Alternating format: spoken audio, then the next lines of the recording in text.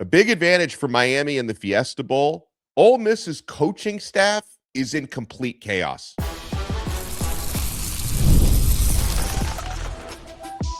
You are Locked On Canes, your daily podcast on the Miami Hurricanes, part of the Locked On Podcast Network, your team every day.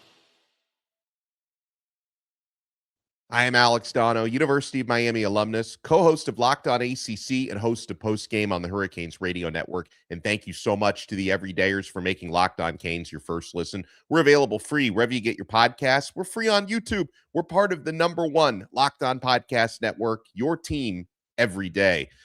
On this episode, we've got at least 3 transfer portal visits happening this weekend. Not a quarterback, but some important players are going to be visiting the U on the defensive side of the football. We'll talk about Miami's ground attack and how that's an area the Hurricanes will hope to have some success against Ole Miss. Now, with Ole Miss, things are getting even crazier. When I talked about coaching chaos, heading into this Fiesta Bowl, January 8th, Miami Hurricanes, Ole Miss Rebels, national semifinal. The winner gets a spot in the college football playoff championship game. When I utter the words coaching chaos, your reaction might be, well, duh, that's been happening for a month or more since Lane Kiffin left Ole Miss and Pete Golding stepped in and not only became the interim, but the permanent head coach there. But folks, the chaos gets even thicker over these next several days. Now that the transfer portal is open and now that the obligations that these 6 remaining Ole Miss staffers who are going to go work for Lane Kiffin at LSU are being pulled in the direction of Baton Rouge. According to Mark Schleyback of ESPN, LSU is uncertain, Ole Miss is uncertain as to how many of their LSU-bound assistant coaches will still be on the staff for the upcoming CFP semifinal game against Miami. So the coaches in question, and for at least one of these, we already have the answer, at least a short-term answer to the question, but hear me out. Offensive coordinator and quarterbacks coach Charlie Weiss Jr., who's their play caller now at Ole Miss. He's one of those guys who took a job at LSU. Co-offensive coordinator and tight ends coach Joe Cox. Wide receivers coach and passing game coordinator George McDonald. Head strength and conditioning coach Nick Savage, senior analyst and pass game specialist Dane Stevens, and graduate assistant Sawyer Jordan are all following Lane Kiffin to Baton Rouge. And the athletic director at Ole Miss, when he was asked by Ross Dellinger of Yahoo Sports if these 6 coaches are going to be continuing to coach from the Fiesta Bowl on, his answer was, I don't know. We're going to celebrate tonight. We're going to get ready for Arizona in the morning. That was, right after Ole Miss punched their ticket to face Miami. So as far as like at least one of the staffers, you'd say is the most important one, right? The offensive coordinator, quarterbacks coach Charlie Weiss. The verdict for Weiss seems to be, this is Weiss Jr., you may remember his daddy, but the verdict for Weiss appears to be that he is going to coach in the Fiesta Bowl. I don't know if the other 5 are going to follow suit there, but here's the crazy thing about this, guys, is even if Weiss and the other 5 end up, continuing their duties with Ole Miss, for the next week, well, hopefully less than a week, depending on whether they make the championship game or not. At this point, these 6 individuals have actually been flying back and forth from Oxford to Baton Rouge and essentially doing 2 jobs at once, right? They're doing part-time preparing their game plan for Miami and preparing their team for a semifinal game.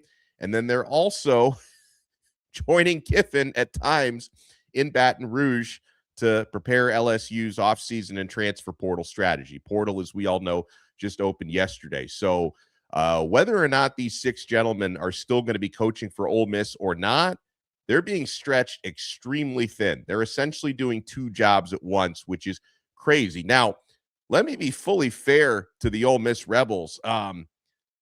Their staff has done a sensational job handling adversity to this point since the day Kiffin left them high and dry. And how ironic, right? He He didn't think Ole Miss could be a championship team, can only win at LSU, and now Ole Miss is one victory away from playing in a national championship game. We hope our Hurricanes deny them, of course. But, that staff is being stretched incredibly thin. But, yeah, to this point, their players have completely locked in. Trinidad Chambliss is playing at an incredibly high level. That offense has been humming. They've done a sensational job without Kiffin. Now you add this extra adversity with being unsure if all of these 6 outgoing assistants are still going to be coaching. We'll see how that works out against the Miami Hurricanes. And, yeah, we're going to be talking for the next several days about this matchup. We are going to do a crossover episode early next week with Stephen Willis from Locked On Ole Miss, who does a tremendous job. I cannot wait to connect with Stephen. I'm sure he's got some strong words to say about Lane Kiffin, but about where Ole Miss is now under the leadership of Pete Golding. But folks, we know Miami's defense, as we talked about yesterday, is going to have a massive challenge against probably the most explosive offense remaining in the college football playoff. And Chambliss, I think, is going to be the best quarterback that Miami has faced all season.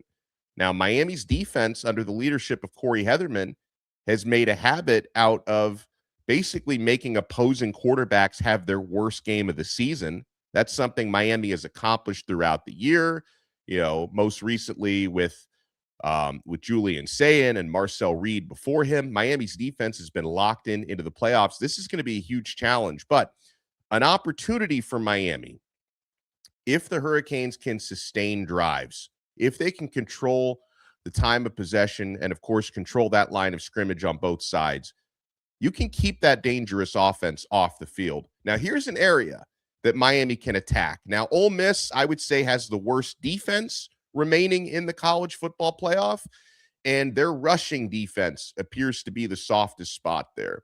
68th ranked rushing defense in the country. They give up just under 150 yards per game.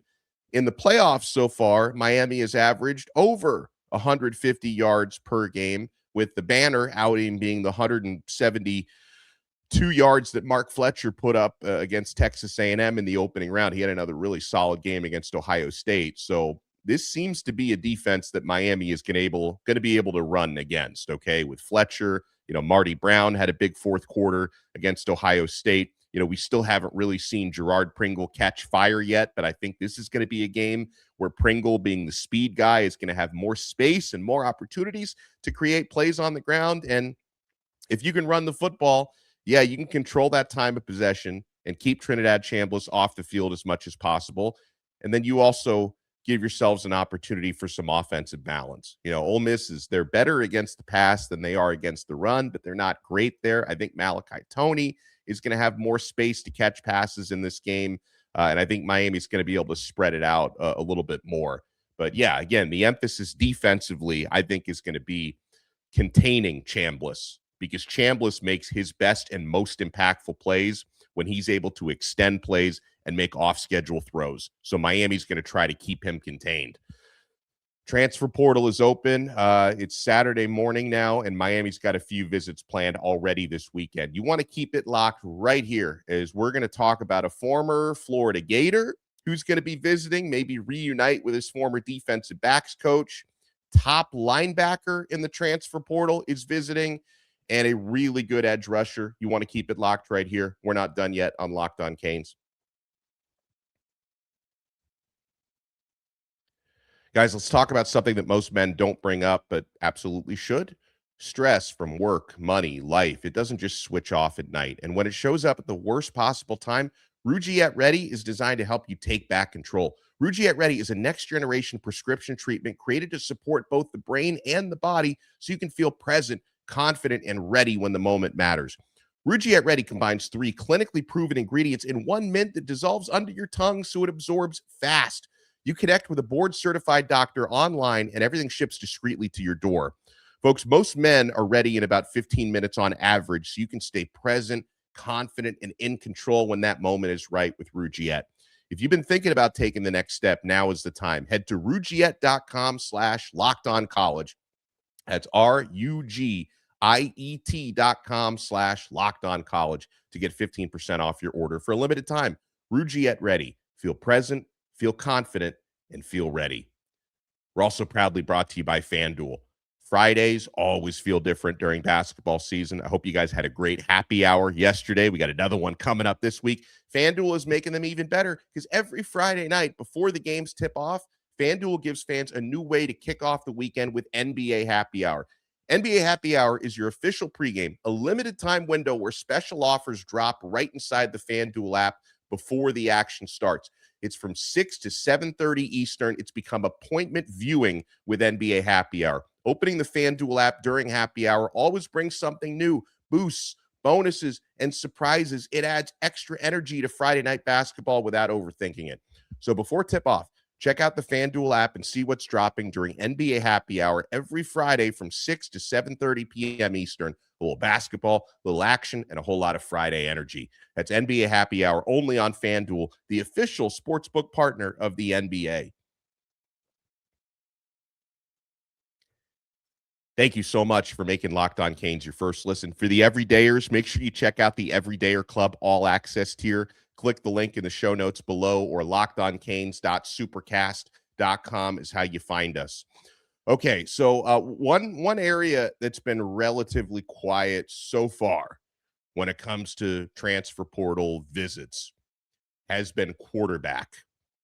Now, the buzz that I get is that maybe part of that is by design, that with Miami still being a playoff team, of course, quarterback is a very influential, very impact, very talked about position, that perhaps right now the team philosophy is to try to work on the quarterback position in silence so you don't create much of a distraction. Because again, there's only 4 teams remaining in college football. The rest of them are going hog wild in the portal. The teams that are still, alive, Oregon, Indiana, Miami, and Ole Miss have to be a little tactful with the way that they go about this stuff as to not create distractions. So, as we talked about yesterday, it's widely understood that Brendan Sorsby from Cincinnati is going to be Miami's top quarterback target. I wouldn't necessarily say Miami is the favorite there. And again, they're trying to work quietly here. Sorsby has a Texas Tech and an LSU visit lined up, and we're yet to fully understand whether or not Miami is going to get a visit, so keep your eyes out there. The Hurricanes do continue to get talked about for Sam Leavitt, excellent player, but he is injured, coming off injury. Sam Leavitt from Arizona State. Miami gets talked about in the same conversation with Oregon, Texas Tech, LSU, but now Kentucky is really emerging as a player for Leavitt. It seems like the Wildcats are trying to go all in. So if Leavitt feels that Kentucky is a better option for him than some of these other schools, that is yet to be determined. But it seems like Kentucky is coming with NIL, with an aggressive pitch. They would love to get Sam Leavitt. So that's another school to watch there. Miami's also been mentioned with Mestamaker, but I think Oklahoma State could be the spot for him. By the way, a quarterback who's not going to be available.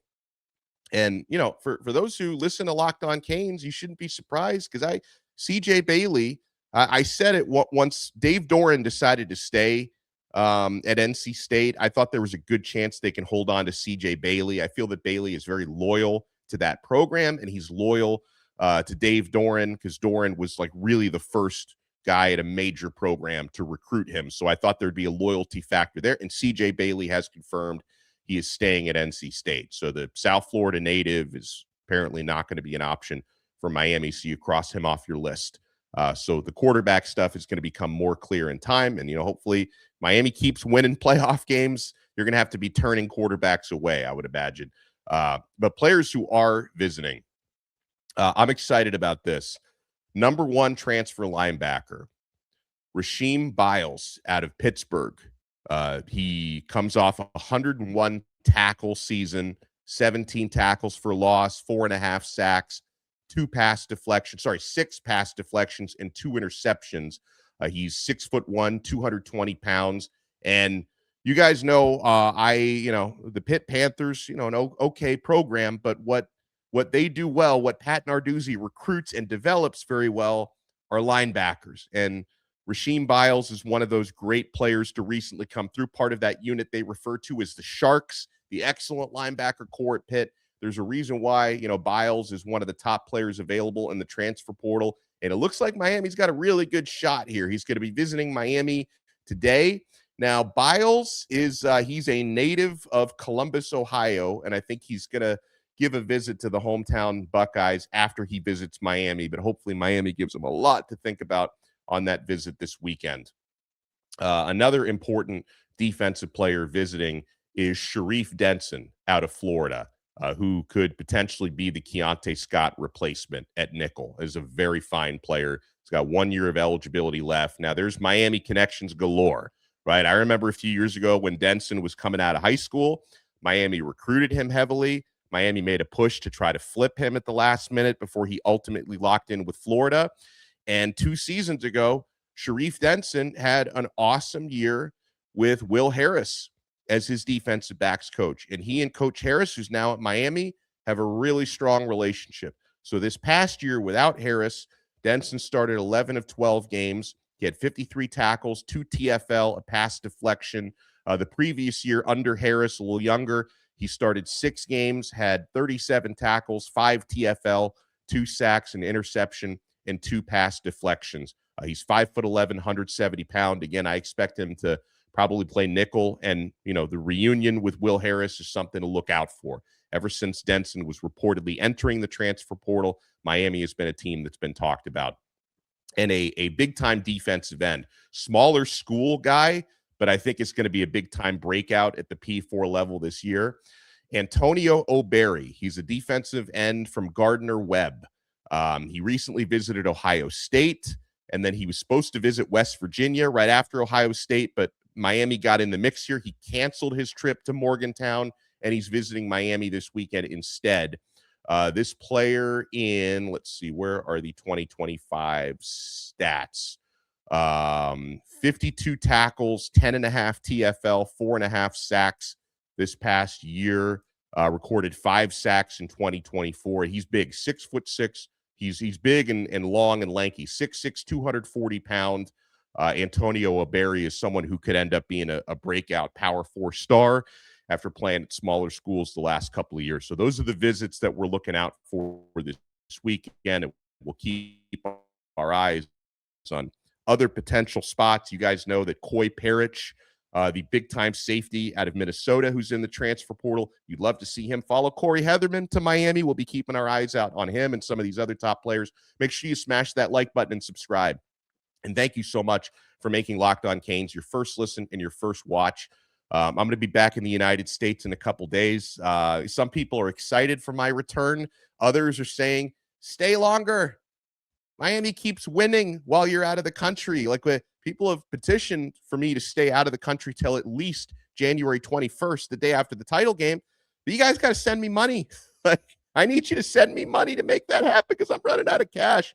We'll talk to you next time on another episode of Locked On Canes. We are part of the #1 Locked On Podcast Network. Your team every day.